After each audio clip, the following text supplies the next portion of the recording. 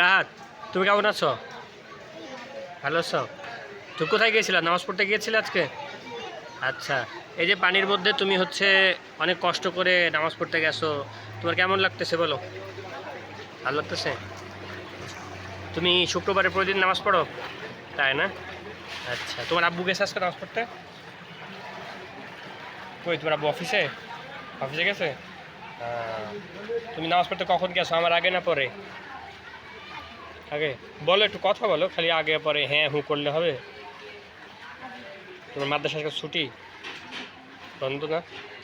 আজকে মাদ্রাসা আছে? ঠিক আছে, আসো,